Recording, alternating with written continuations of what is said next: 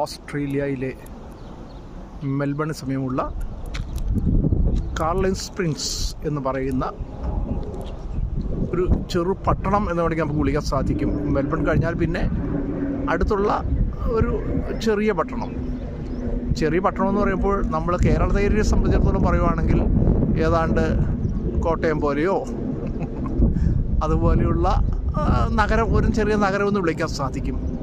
അപ്പോൾ കാർലിൻ സ്പ്രിങ്സിൻ്റെ ഏറ്റവും ആകർഷണീയത എന്ന് പറയുന്നത് അതിനടുത്തുള്ള 1.8 ചുറ്റളവ് വരുന്ന ഒരു കരോളിൻ ലേക്ക് എന്ന് പറയുന്ന ഈ ലേക്കാണ് ഇതിൻ്റെ പ്രത്യേകത.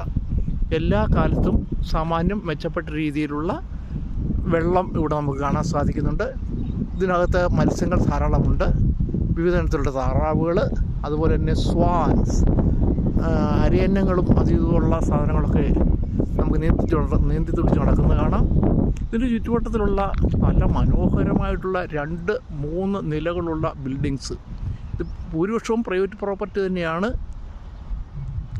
അതായത് ലേക്കിനോട് അഭിമുഖമായിട്ട് ഇരിക്കുന്ന ആകർഷണീയമായിട്ടുള്ള ബിൽഡിങ്സ്.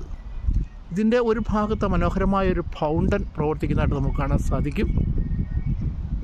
അതുപോലെ തന്നെ ഇതിൻ്റെ മറുഭാഗത്തേക്ക് കടക്കുമ്പോഴേക്കും സിറ്റിയാണ്, കാർലിൻ സ്പ്രിങ്സ് സിറ്റിയെ സംബന്ധിച്ചിടത്തോളം വളരെയധികം ബിൽഡിങ്സ് നമുക്കിവിടെ കാണാൻ സാധിക്കുന്നു. ഒരു മികച്ച വ്യാപാര കേന്ദ്രം കൂടിയാണ് ഇത്. ഇതിലും വളരെയധികം ആൾക്കാർ രാവിലെ മുതൽ വൈകുന്നേരം വരെയും നടക്കാനായിട്ടൊക്കെ ഇറങ്ങുന്ന ഒരു പ്രദേശമാണിത്. വളരെ മനോഹരമാണ്. അതുപോലെ തന്നെ വളരെ മനോഹരമായ രീതിയിൽ സൂക്ഷിക്കുന്നുണ്ട്.